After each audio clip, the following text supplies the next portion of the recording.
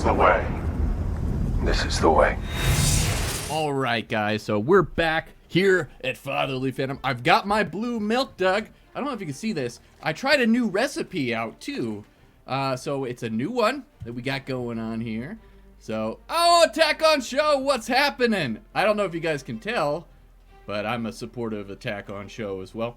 I alternate, if you didn't know, so my live feed. So next week, I'll probably be wearing my awesome Not Your Status Quo hoodie. It's getting kind of warm lately, though. I gotta say, you know, so maybe I'm gonna have to buy some t-shirts pretty soon. I don't know. We'll see. Doug says, looks delicious. It is. So, new recipe for this. You know, I'm kind of on a health kick right now.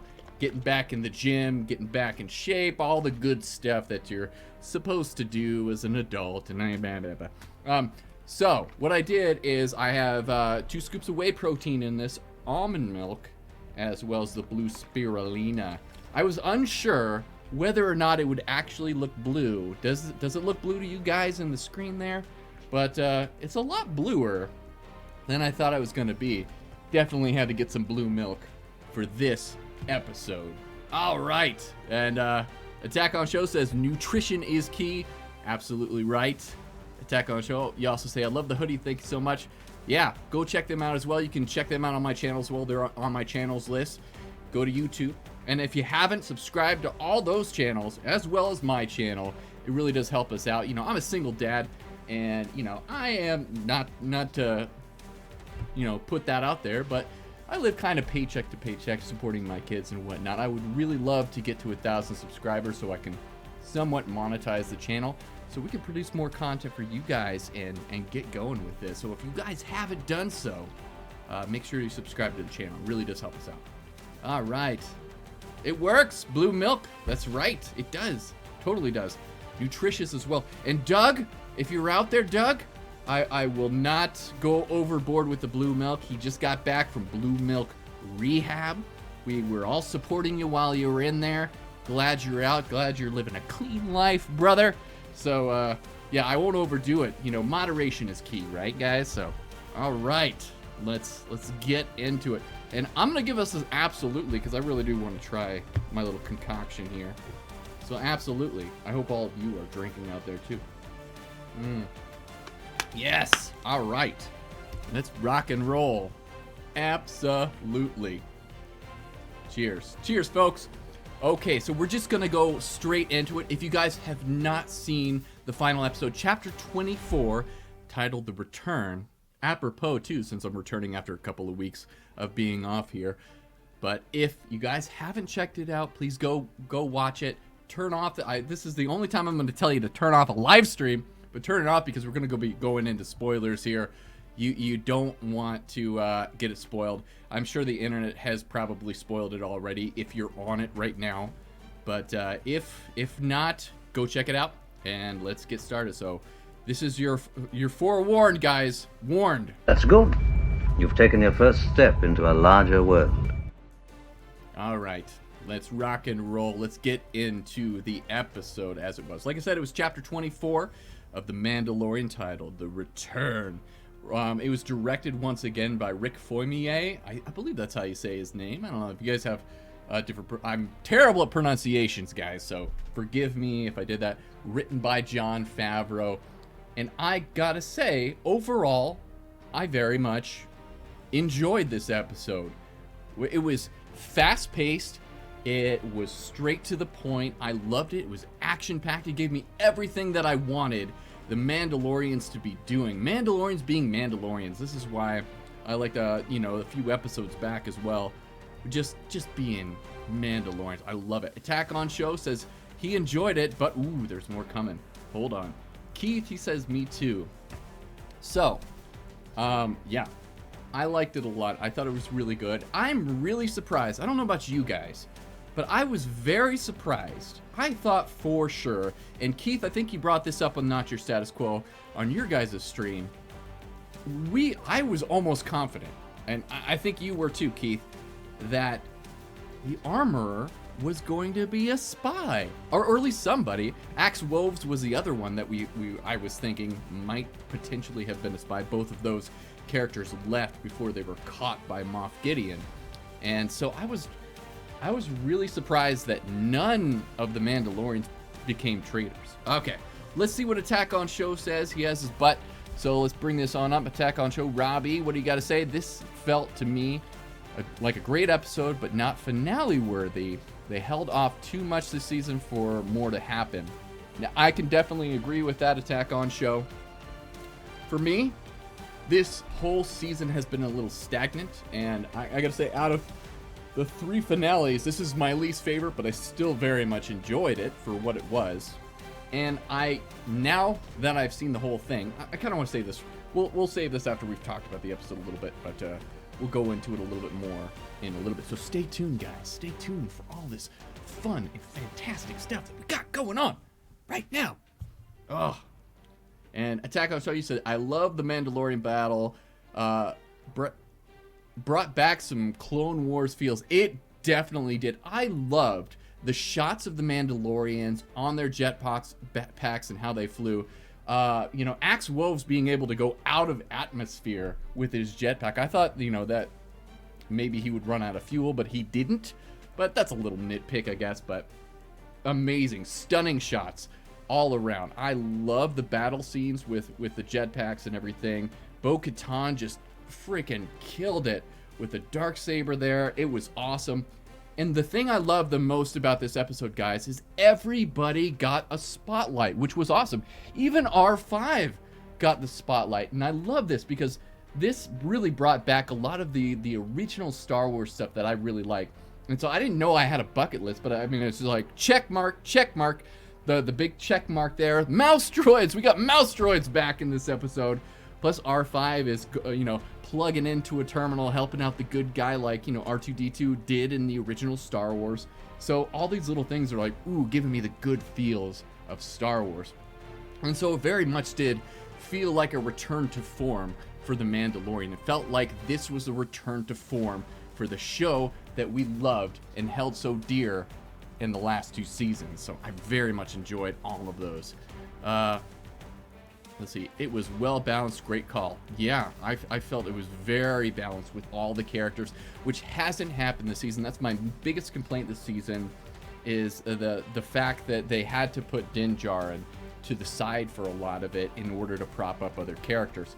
And I love all these characters. I love Bo-Katan, but it definitely felt like they took away from Din Djarin throughout the story this season to highlight other characters. And it didn't feel like that for this finale episode. It felt like everybody got their moment to shine, and I absolutely love that. I love the fact that Din actually got out and busted out of those, stormtrooper Mandalorian troopers that Moff Gideon had. And I was almost certain, guys, that they were gonna take him to the interrogation room, maybe use the mind flare on him. That was a big rumor that was going around, that they were gonna mind flare Din Djarin so he wouldn't remember anything, or kill him, which didn't end up happening as well.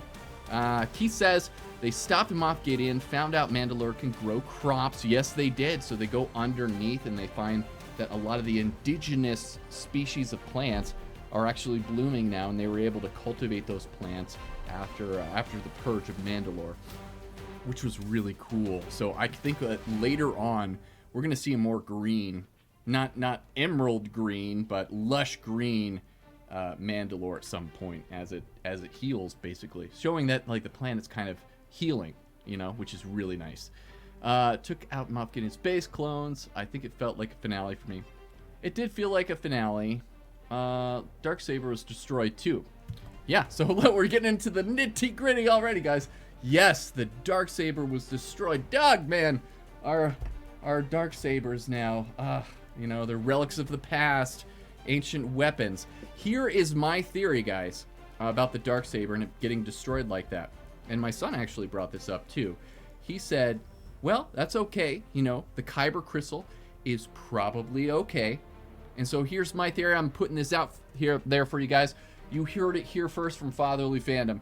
I think that they probably saved that Kyber crystal, and what they're going to do is they're going to put that into a miniature hilt for Grogu later on down the road. Because I think after watching this episode, and I've had this theory a while now, I think after watching this episode, the entire series is named The Mandalorian for Grogu.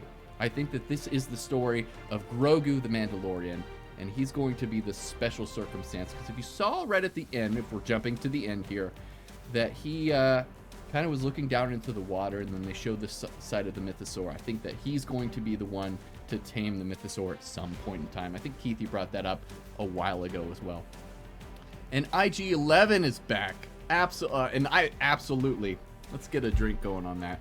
That they wrapped up that thread. I kind of wish they would have integrated that thread a little bit more throughout the season. It felt like, oh, what do we forget to do? Oh yeah, there's a head over on the Rebel base. Let's go let Din grab that real quick.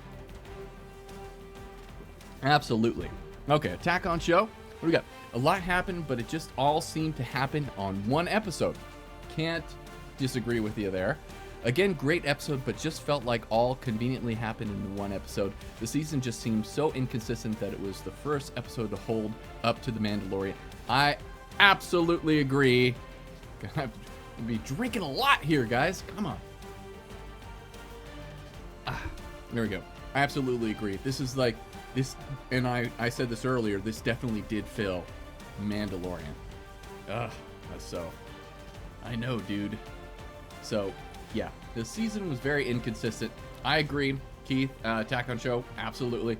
Attack on show says, I think I'm saying it didn't feel like finale because it just now feels like it's just not finally getting started. Yeah, and I feel like they did condense, and they really did have more of the plot in this one episode. And my other qualm with this too is I don't know if this is a thing for Giancarlo Esposito, if like they just had scheduling issues with him or not, but I felt like his presence should have been more known throughout the season. I think that they would have been better served if they would have shown in the beginning of the season him getting rescued, and they could have left that out, who was rescuing him. Maybe it looked like Mandalorians, we didn't know, it could be a secret. But we should have seen him earlier in the season, I think. You know, just hearing about him in whispers, it was like, it just didn't, it felt like, you know, okay, we got him back, and now he's dead. And I don't know about you guys, but I don't want to see Moff Gideon again. I hope that we go off in a different direction in the next season. Don't bring him back again. Like, it just seems like retread at this point. Just now finally getting started. Yeah, it did. It felt like it finally became the Mandalorian show at this point. So, and that's what I really liked about this finale, is it finally felt like the Mandalorian. Din Grogu. That's, oh yeah. I'm gonna have to give up my geek card here. He's no longer Grogu. He's Din Grogu. And I thought that was a cool little touch that they had for that. Because, you know, in certain cultures and everything, even here on Earth, a lot of people use their last name as their first name. Ip Man, if you've ever watched those movies, are great. Ip is actually the last name.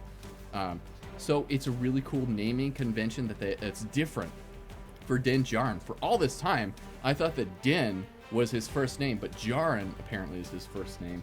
And so Din is his surname. And so that surname is now passed to Grogu, and he finally adopted him. I gotta say, I was a little emotional at that point. I really liked that. I thought that was great. I thought for sure, though, that we were going to get Grogu saying his first word, and I think whenever it does happen, the first word's got to be Dad, right? It's got to be Dad, or this is the way. You know, he kind of gurgled that a few episodes back, too, I guess. Let's see here. Attack on Shows, that was also too convenient with the IG-11. It was, you know, and some stuff in Star Wars is pretty convenient, and it didn't really take me out of it as much, you know. I'm glad, though, that they got rid of the idea of Din Grogu sitting in IG-12. I would rather have IG-11 be his own thing and Grogu be his own thing. I didn't like that combination. I thought that was a little kooky for me. Doug says, I really felt like this episode was wrapping up all loose ends, like just in case or something. I agree, and I think that the thing here is it definitely felt like they were wrapping things up just in case there wouldn't be another season of The Mandalorian. I kind of feel like that might be the case.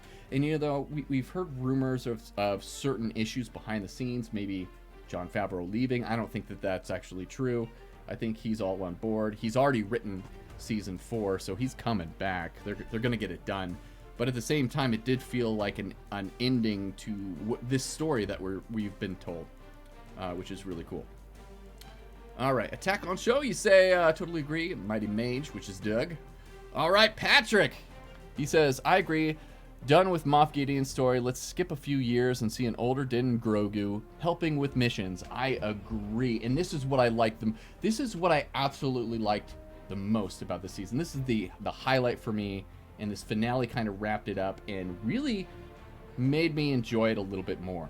The thing I like the most is the idea that this season, this finale specifically, is setting up an even better season next year or next season whenever we do get it. It might not be next year, but it's getting us back to basics. Din Grogu and Din Djarin on missions as bounty hunters. That's the show that I want to see, and this whole season was the culmination of them getting us to this point so that we can have that awesome season next time, because I really do think, and that's probably one of the reasons why Jon Favreau already wrote that season, because that's going to be the season that we're all going to really enjoy. Going on these missions in the Outer Rim, taking out Imperial remnants, and maybe even encountering Thrawn, maybe seeing Ahsoka at some point. Maybe he'll show up in Ahsoka at some point. We shall see. Attack on Show says, yes, thought Din Grogu was going to speak finally. Agree. IG-12 getting broke was the best part of the episode. Keith, yeah, it was a good part. I was like, thank you. I hated that thing. I really didn't like that thing. It sucked. Just to say, you shouldn't hate stuff. You know, I just liked it.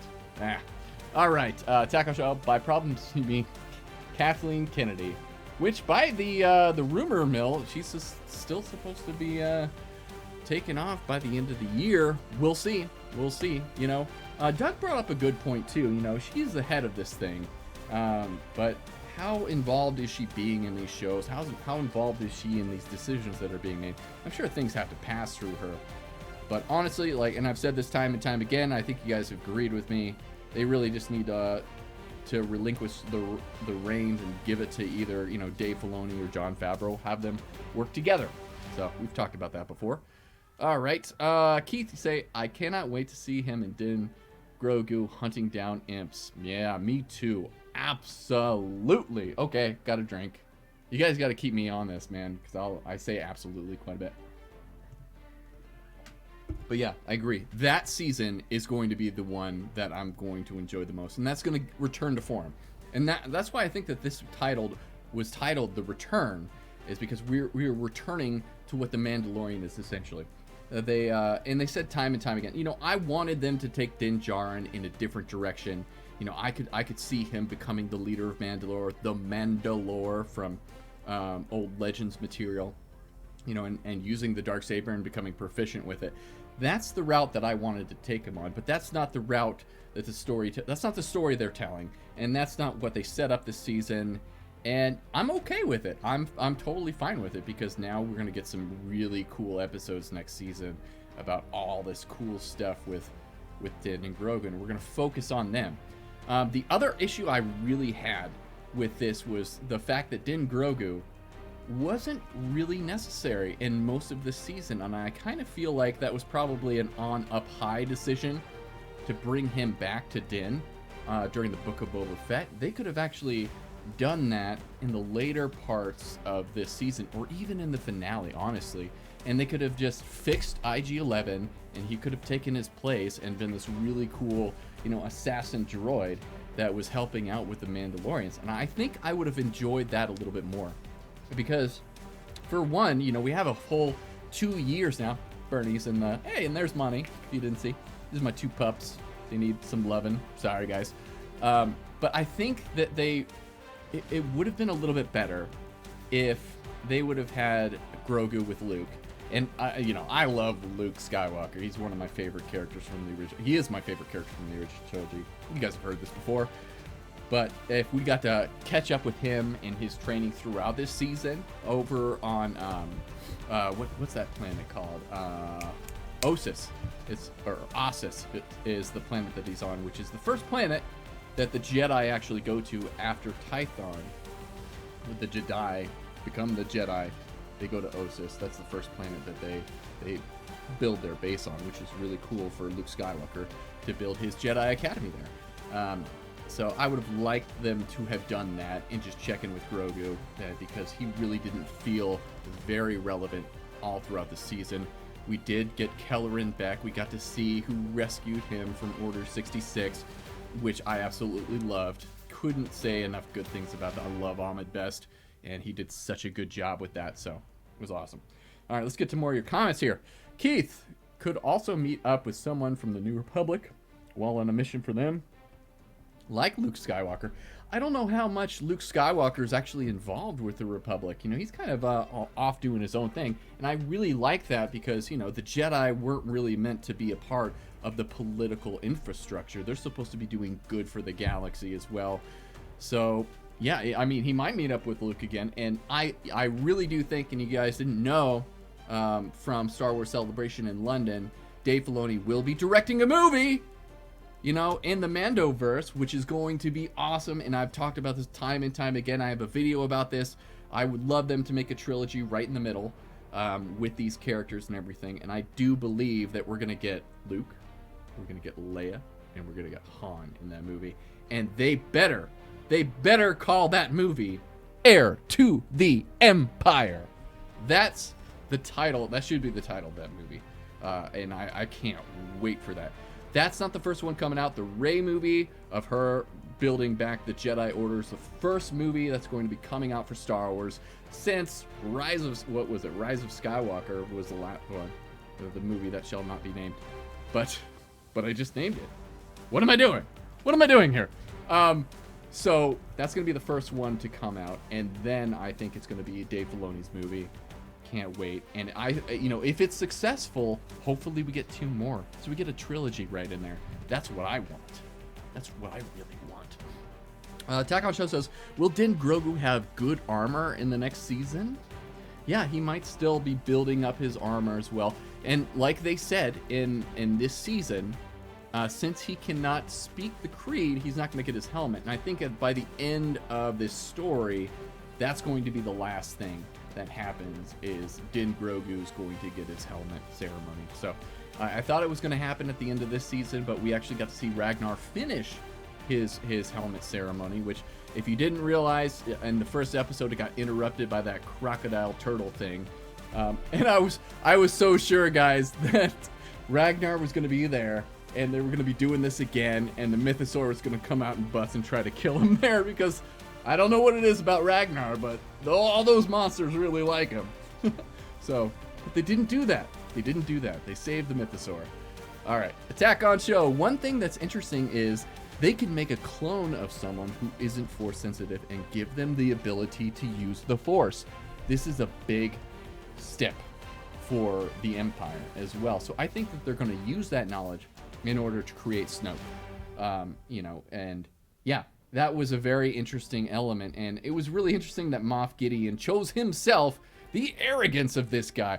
He chose himself to make these super soldiers, these super Mandalorian Jedi warriors, which were easily dispensed too. Like, we got to see them, and then he pressed a couple of buttons and they were gone. So that was really interesting as well. Keith says, I hope that information wasn't lost when Moff Gideon's base was destroyed. Probably not. Probably. You know, some of the secret, the Shadow Council probably has a lot of that stuff. We'll probably be able to recover it at some point. Who knows? In Filoni we trust. Attack on Show says that. That's absolutely right. This is the way. This is the way. Absolutely. Attack on Show says the Rey movie with a plot that should have been told with... Yes, I agree. Attack on Show. Absolutely. Gosh. Why am I doing this to myself? Just self-deprecating. But it's a good protein shake, so we're good. I agree. I really wanted that to be Luke's story. I wanted him to rebuild. the Jedi Order. The Jedi Academy books were awesome back in the day. I love those books.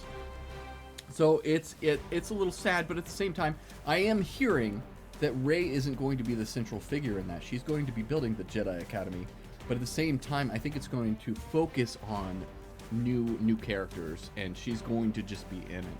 Apparently is what, but then again, you know, Damon Lindelof is now off of the project. They don't even have a final script yet. I'm sure that they have like an outline or something, but who knows? Who knows what's going to happen? Doug says, poor kid, just wanted Taika Waititi mech suit. Maybe his new dad will get him something. Yes, yes, yes, yes, yes, yes. And as a father, I could totally relate to when he was playing around with that. That was pitch perfect on all that. Yeah, a lot of drinking going on here. Luckily, it's not alcoholic, because I would be pretty loopy at this point. But yeah, so what else is there really to discuss? So the Darksaber was destroyed.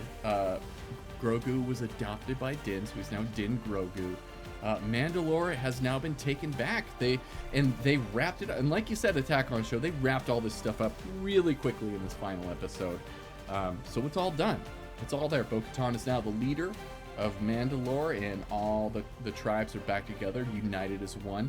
My only question now is, in the sequel trilogy, we don't hear anything about Mandalore. Which it could just be because they're an independent system, so they don't want to get involved in New Republic stuff. So I'm hoping that that's the situation, and they're still out there, and they've rebuilt their society up. I just loved all the Mandalorian stuff. It was great to see. I loved it, loved it, loved it. So let's see here. Patrick, what do you say? We will see the Darksaber ever again? Will Bo-Katan repair? I mentioned this is my theory, Patrick. I think we will see the Darksaber again. I think that Kyber crystal is going to be used in a smaller hilt, so that somebody with smaller hands can actually wield the new Darksaber. Who could that be? You know, I don't know, but yeah, you think you know? Oh, yeah? Yeah, I think so. He says wizard, by the way. All right, so I think that that's going to happen. I think that Din Grogu is going to have his own Darksaber at some point. And they kind of talked about this a little bit in some of the interviews with Dave Filoni and Jon Favreau. Somebody brought up the idea of, is Grogu actually linked to the Darksaber, since the last person, you know, the person who made it was a Jedi Mandalorian, and he's the first one since. Supposedly, there might have been more at some point. We don't know. But he's the first one in a long time that's a Jedi Mandalorian that uses the Force. Is it connected to them? And Jon Favreau was there, and he's like, we'll see. That sounds like a really good idea. So I kind of think like they've talked about that behind the scenes, and maybe that's the direction they're going with that. So this might not be the last time that we see the Darksaber, but it's definitely the last time we see it in its current form, I think.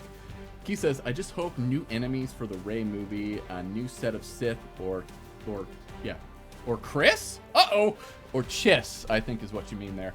And yeah, I agree. I think that we should get away from the Sith. I think that it should really focus on new enemies, and I really want to see the Yuuzhan Vong. I think that that's a great direction for them to go in with that. They could do the Grisk hegemony as well. And, you know, Thrawn is definitely going to be the big bad for the Mandalorian movie. But yeah, the Rey movie, I think that the Yuuzhan Vong would be a great way to bring those Legends characters into canon as well. So that's what I'd love to see.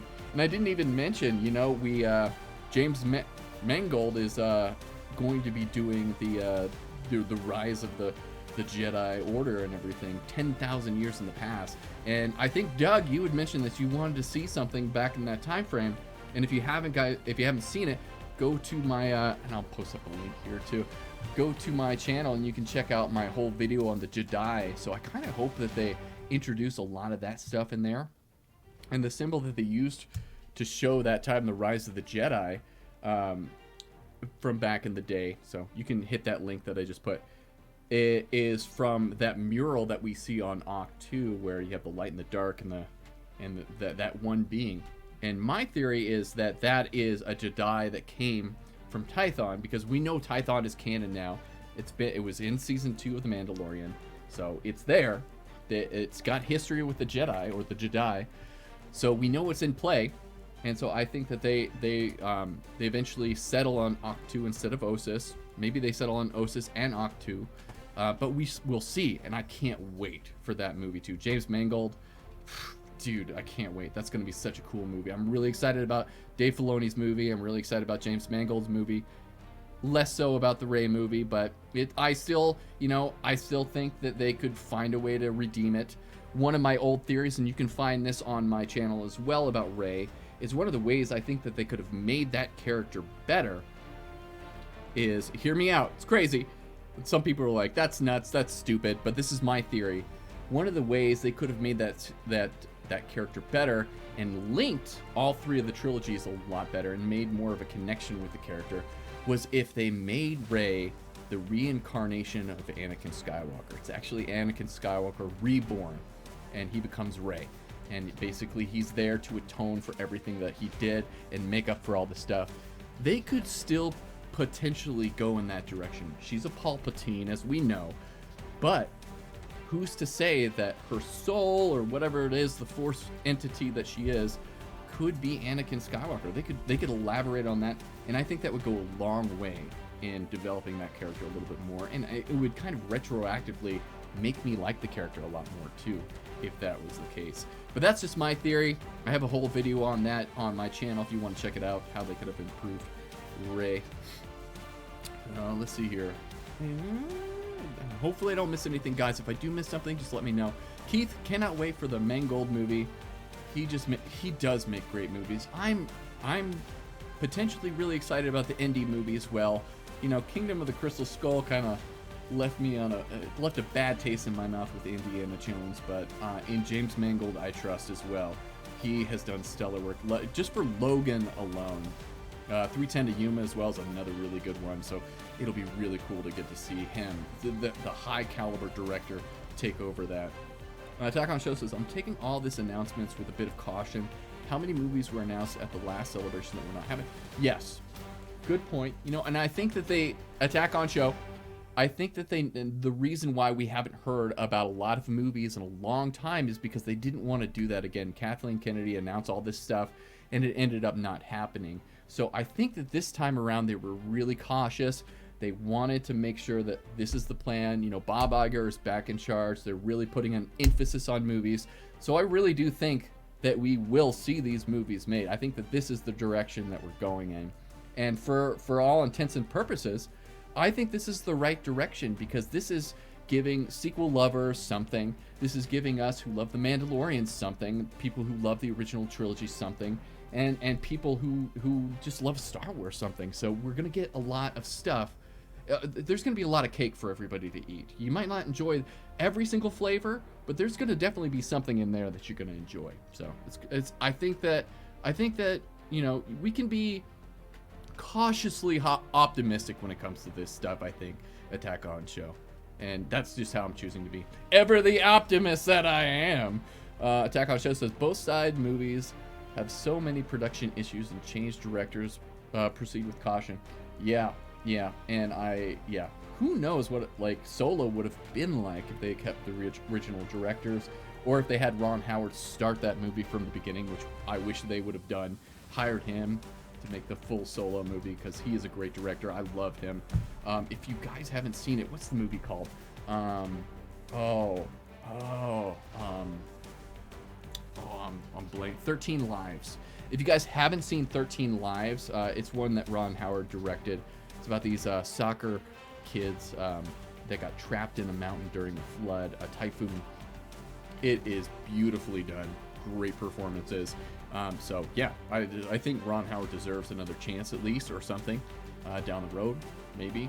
But yeah, proceed with caution. I'm going to try to be optimistic though if I can. Well said. I love Star Wars too. You know, at the end of the day, Doug, I love Star Wars. This is something I grew up with, and something that transported me as a kid. You know, and you know, me and Keith have talked about it, and I've brought this up before. You know, I grew up watching Next Generation, the Star Trek Next Generation with my dad, but Star Wars, I got to see that in theaters, the special edition. I was raised watching Return of the Jedi. That's the first Star Wars movie that I watched as a kid on an old VHS that was recorded from television. And these movies hit me on a fundamental place. And so I experienced the original trilogy. I got to experience the prequels when they came out and got to be there and part of that for that celebration. So this whole thing means a ton to me. You know, I was there during the dark times when we didn't have anything as well, before the prequels, when all we had were the extended novels and everything. So I read all of those and I loved all of those. And so, yeah, it affects me on a deep emotional level. So do I take this stuff a little bit too seriously? Sometimes, you know, like that one episode, a few episodes back that I really didn't enjoy, but you guys at Not Your Status Quo did, and I appreciate that, and I like that somebody got something out of that. And if I'm going to talk about that episode, Guns for Hire, I believe is that episode 22, chapter 22. I didn't mind Lizzo. I thought that was really cool. My daughter loved that Lizzo was in there. I actually really like Lizzo, by the way, so just personally. But Jack Black, he could be in anything, and I would love him. I love Jack Black. He is the man. Tenacious D. I can't get enough of Tenacious D. I love him. And the Peaches song now from Mario, from the Mario movie, is just on repeat in my brain. But I love them in there. But I did have my qualms with that episode as well, and I didn't think it was the best. And the only reason I didn't like it as much is because it was so late in the season, and we only got 8 episodes. I think that should have been like more towards the front end of the season, or if they extended out, if they had a longer season, it would fit into place, and I would have enjoyed it a lot. Just to say. But I do love Star Wars. All right. Attack on Show. Hopefully that pressure, though, doesn't force them to create movies by a deadline. Oh, yes. Yeah, good point, Attack on Show. End up rushed and not up to par. Latest rumor is Kathleen Kennedy has a deadline to get a movie out, and if not, she's fired. So do we want them to get a movie out or not? You know, is that what we want? Conundrum. I really want to go to the theater and see a Star Wars film, but at the same time, I would like a change up in leadership. Gosh, it's just that's a hard question there, Attack on Show. Yeah, that is the main problem that they had with the sequel trilogy, and I hope that Lucasfilm learned their lesson from that, is you shouldn't just be so focused on getting a product out there before it's actually ready. Get it all into place, make sure that it works, make sure that you're telling the story, and the story should dictate what's being shown on screen, not just that you're putting out Star Wars. Like, we have to have a good story. We have to have a reason for the story to be out there and to add to this cornucopia of what we know as Star Wars now. And I really hope that they've learned that lesson, you know, and trial and error. A lot of these places hopefully do that. Now, a lot of these corporations hopefully do that. And I always think back to, I don't know if you guys know this, but back in the day, Jack in the Box had a really bad outbreak of food poisoning back in the day. And because of that, their standards for their food improved drastically afterwards. So they went from the worst, like, fast food restaurant to one of the better fast food restaurants. And to make that analogy, maybe if they learn from their lessons, Lucasfilm can go from a pretty poorly run production company with Disney so far to a superb production company that puts out great content for all of us and that brings us together as a fan base. I hope that that's the case. Hopefully that wasn't the drive behind these announcements. I want to be hopeful, so I'll call it cautiously optimistic. Yeah, agreed. You can go April 28th. Yes, I can, and I'm going on the day to go see Return of the Jedi once again in theater. Every opportunity I get to see the original trilogy in theaters, I'm going. So I've already got my tickets. Well, no, they're not pre-ordered yet. I can't pre-order them. I've tried to, but they're not doing that. But I'm going to be going to go see that. Oh, you already got tickets, Keith, with Sully. You guys are going to have a blast. I remember seeing the Return of the Jedi special edition with my dad and my uncle Jeff, and I will always remember that time. We all absolutely loved it. But the one thing that really sucked is right around 3/4 of the way through the movie, they had a technical issue, so that it stopped the movie for like 20 minutes. We were just all sitting there in the dark, wondering what was going on. It's like, are the Ewoks gonna actually help out? I don't know. But I can't wait. I can't wait to go see Return of the Jedi in theaters again. It's gonna be great. Can't wait for that. Thank you for bringing that up, Attack on Show. Jack in the Box breakfast is solid. I agree. I really like their pita. You didn't know we were gonna be talking about fast food on this Fatherly Fandom episode, did you guys? But here we are, rocking and rolling, doing what we do best. So yeah, I agree. The breakfast is great, but there are the pita wraps. Delish. I just love that they have a lot of stuff. They had tacos, they had pita wraps, they had burgers, whatever you want. I love that. So let's see here. All right. Attack on Show, nothing beats In-N-Out. Yeah, if you're in California, do you guys have In-N-Out over there? You guys are in Michigan, I think, right? But yeah, In-N-Out is pretty fantastic too if you can get it. Chicken stir fry pita was toy when I lived in Cali. Yeah, you lived in California, Keith? I didn't know that. Learn new things all the time. That's awesome. Can't wait to get out of the West Coast in 2 weeks to crush some burgers. Yeah, good luck. Safe travels too. So yeah, that's awesome that you get to go to California. It's gonna be a great trip for you. I used to live in Cali. Awesome, man. Very cool there. Let's see. Let's go into our rating. So like, this is gonna be my little rating section for the episode. So I'm gonna rate the finale as it is, and then I'm gonna rate the season as a whole. So for the finale episode, chapter 24, The Return, I'm going to go ahead and give this a solid 7 out of 10. It's not a 10 out of 10 for me, but a 7 out of 10. I very much enjoyed it. Wrapped everything up, all this, and it was good.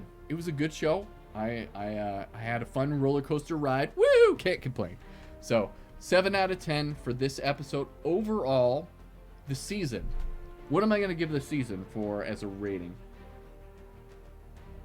And this is not a downside, too. This is kind of on a Doug scale. Anything above a 5 means it's watchable for me. So I'm going to say, for this season as a whole, season 3, I'm going to say a 6 out of 10. And that's just because it was pretty disjointed. It seemed like there were certain things that were rushed or things that could have been done better. And it didn't hit me the way that The Mandalorian Season 1 and 2 hit me. It definitely is better than Book of Boba Fett, for me at least.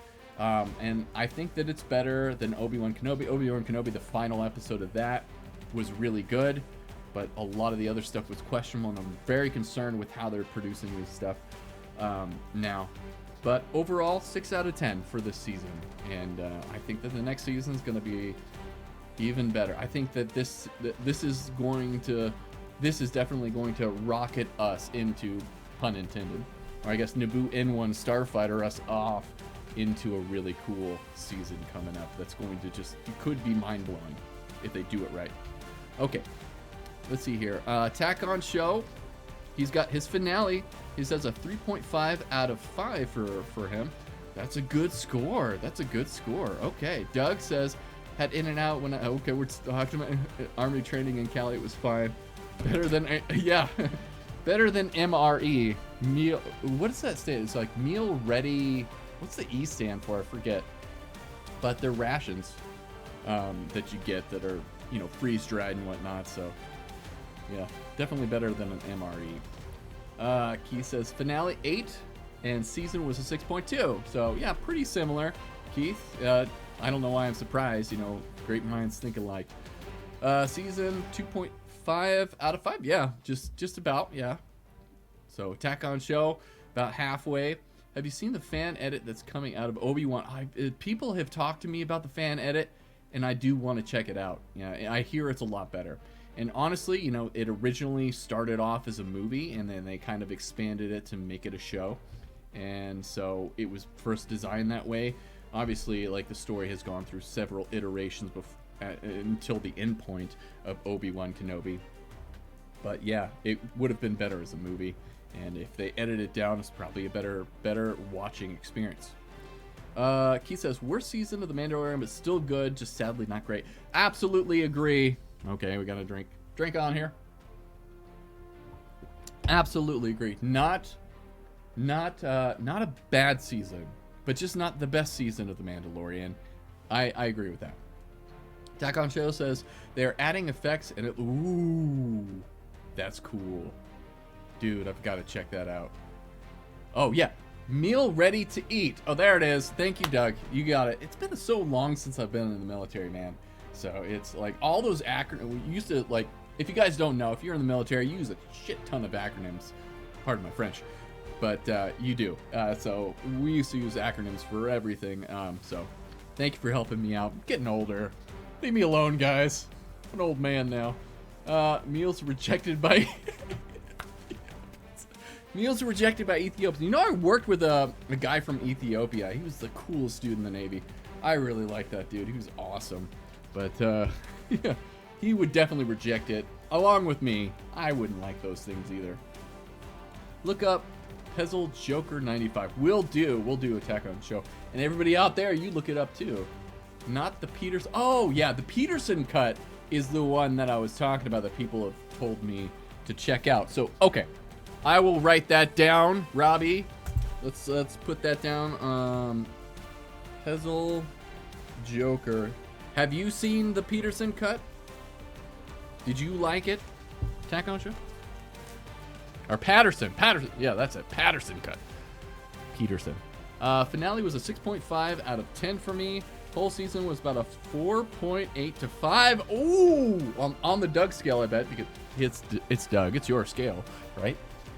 Whew, 5 out of 10. Man, whew, yeah. Okay.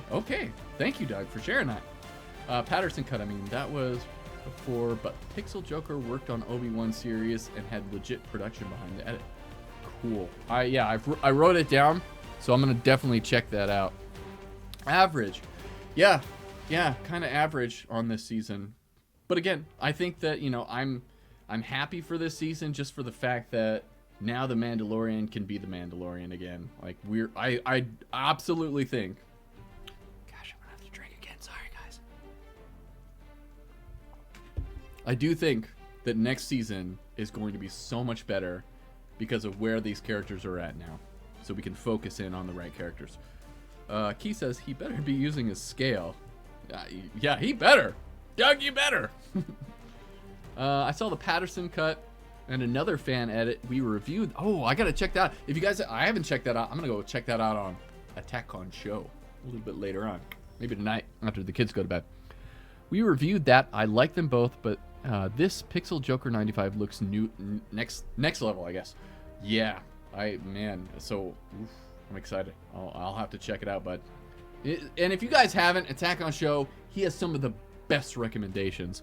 What was that movie? That show Shrinking was the show that I recently watched. Was a phenomenal, and thanks to Attack on Show for recommending that to me. I would have never have caught it if he hadn't mentioned that. So, man, just some of the best recommendations out there for shows, movies, little B-rated things too.